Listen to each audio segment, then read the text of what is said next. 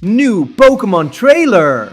New existential crisis. Because even though Game Freak is being pretty secretive about whatever they're cooking up with this Legends ZA, which I think is a good thing since it feels like those days when we played the games already knowing everything are long gone, every little bit of information is making me question things I thought I already had figured out. And this time, it's all about the phenomenon of Mega Evolution. One of the main things I wished for in these games is that they would directly address the true nature of Mega Evolution. It's a phenomenon that seems to be born from the bond between trainer and Pokémon, but in practice it shows up as sudden, unnatural, and apparently painful mutations. With the new mechanic confirmed for the game, Rogue Mega Evolutions, it looks like we're finally going to see what happens when a Pokemon Mega evolves without a trainer's bond behind it to control, justify, and give purpose and direction to that transformation. And, as expected, when that happens, the Pokemon act violently and chaotically, which really strengthens our long-standing hypothesis, one that has faced a lot of criticism that Mega Evolution is usually inherently negative for the Pokemon. In this case, when it's triggered just like that, without a trainer to keep things under control, it causes pain and irritability, problems that, as the main characters, will have to deal with. But speaking of rage and Mega Evolution, let's address the dragon in the room, Dragonite. As we saw in my video explaining all the Kanto Pokemon, Dragonite is based on the Mugi, a Korean serpent deity that lives for centuries, and when it reaches 1,000 years old, a gem falls from the sky. If it manages to catch the gem, it becomes a full-fledged dragon. In Dragonite, that gem symbolizes all the time and care required to evolve the most difficult Pokemon in the first generation. A lot of time has passed since then, and Dragonite has become just another one of the pseudo-legendary Pokemon to get a Mega Evolution, which might even be the only one in these games. But it seems that the energy of Mega Evolution acts on it like a kind of regression to its origins, with its wings becoming atrophied and a new, impressive pair of angelic-looking wings emerging from its head. And with those ancient dragon energy gems we saw on Dragonair now taking the form of a huge crystal ball on its tail that glows with mega energy. Whether people like the design or not, after all, since at least the 7th generation I can hardly remember a single Pokemon that the internet didn't absolutely hate on the day it was revealed, what I find interesting about all this is how it's undoubtedly a major shift in the way we understand Mega Evolutions. Usually, Megas created a sort of extra evolution for the line in a forced way that pushed their limits, aiming to amplify their greatest ability no matter what path it took or whether the Pokemon's body suffered damage and negative effects, all in the pursuit of more immediate power. In Dragonite's case, it seems to bring it back to its origins instead, letting it regain elements it once had but lost as it evolved, and so these changes appear to be more benign and natural for it. The closest thing we had seen before is Mega Ampharos, which, with the monumental surge of energy from Mega Evolution interacting with its electricity, awakened the latent dragon genes of its ancestors and regained its woolly fibers in the form of what looks like a mane that helps amplify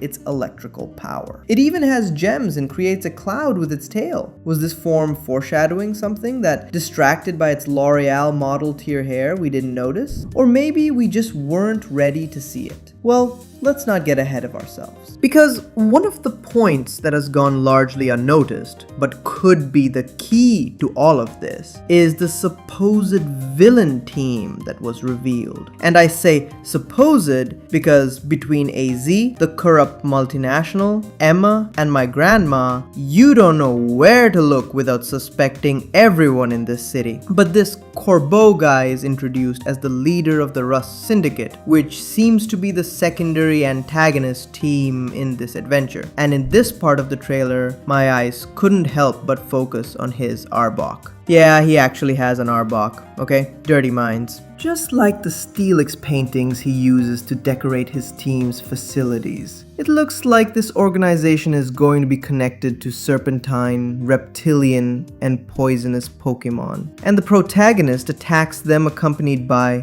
you guessed it, that potential celestial Mega Dragonite. Do you see where all of this might be heading? In countless cultures, snakes, reptiles, and cold-blooded, slow metabolism creatures in general have been associated since ancient times with demons, temptation, betrayal, and cruelty, while winged, fast metabolism beings are linked to the celestial, purity, angels, death versus life. So, we're in Kalos, and that was the central theme of this region. Corbo and the Rust Syndicate could make use of this type of Pokémon with the goal of using Mega Energy in its purest and most chaotic form to revert Pokémon to earlier, more violent and aggressive states. They would achieve this by deliberately amplifying the dark and uncontrolled variant of Mega Energy, the same one we saw negatively affecting Megas like Gyarados, Tyranitar, Salamence, or even Steelix itself. To confront this, the Megas that tend to have more benign and celestial effects could intervene. As I explained in my video covering all the forms, these do exist, it's just that their role wasn't very clear until now.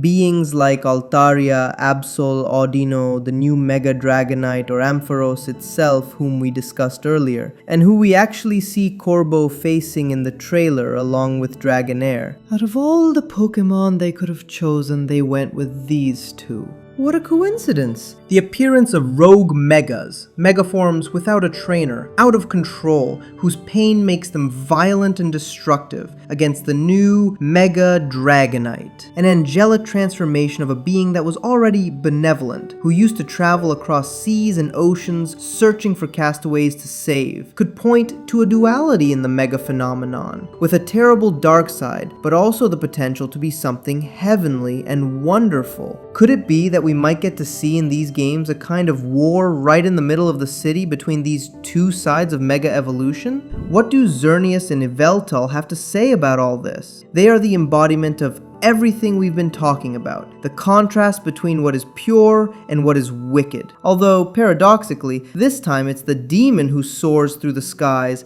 and the angel who's bound to the earth. And what about the one who brought us here in the first place? Zygarde, the Pokémon that everyone is hoping will redeem itself in this game by taking on the central role it never had in its own generation, is also a serpent in its base form. Could it be that in this game we'll see a new form that goes from crawling on the ground to soaring through the skies, just like, symbolically, the Zeoroil itself goes from the ground to the skies to fulfill your wishes? Could this be a symbol of the idea behind this game? One that restores balance to the region and to the intriguing phenomenon of Mega Evolution. This trailer has been especially stingy in that regard. I would have liked to see at least one more new Mega form that could shed some light on all of this. But I'm glad that at least there's a good chance that Megas will be actively connected to what they want to tell us, to show us the truth about this phenomenon that amazed us all back then, but which we know we've only seen the tip of the iceberg. Alright, since we're at it, let's talk a bit about the other little things we've been able to see in the trailer. Besides Corbo and his clan, we've also gotten to meet some adorable new souls who will join us in this game. Alongside Urbane, or Tani, whom we already knew, we initially form Team MZ, a group of friends dedicated to protecting Lumio City. Joining us will be Naveen, a rookie fashion designer accompanied by Scraggy, and Lida, an aspiring professional dancer, just like Tierno was back in the old XY days. Her little ponytail and color palette give her away. It seems clear that they're either family or somehow related. Their Pokémon are also suspicious, but to this we have to add the surprising appearance of Mabel. Did anyone remember this girl from Team Flare who suffered the worst of the team's fashion sense? And now we see her looking much better and serving as the Pokemon professor in the game? It seems that war crimes are quickly forgotten in Lumio City, but this confirms for us, as was suspected, that the game is set in a future not long after the events of XY, which brings us to my personal highlight of the trailer, the return of Emma. This is one of the greatest joys I could experience in anything related to Kalos. It's a real shame that she didn't appear until the post-game, which almost no one paid attention to, because she's one of the few gems we find in the story of these games. In the official cover artwork, we already caught a brief glimpse of her, although it could have been another bait and switch with someone who just looked a lot like her, but for once that wasn't the case. We'll see her as an adult version, apparently with an important role in the main story. It seems she inherited the position of head of a certain detective's agency and will ask us for help on various missions, which opens the door to an interesting Layton-esque vibe for the game. But what really makes me suspicious is that under her trench coat, you can see she's wearing the expansion suit, a piece of clothing that, as we saw in her epilogue, gives whoever wears it superhuman physical abilities, as well as allowing them to take on the appearance of other people and control their Pokeballs. While under the control of the suit, was subjected to mind control, under which she caused a lot of trouble in the city in the past. But the most logical thing to think is that after being freed, she managed to modify it so she could use those abilities for good. But an important detail is that in the artwork, we can see that a Mega Stone was added to the suit.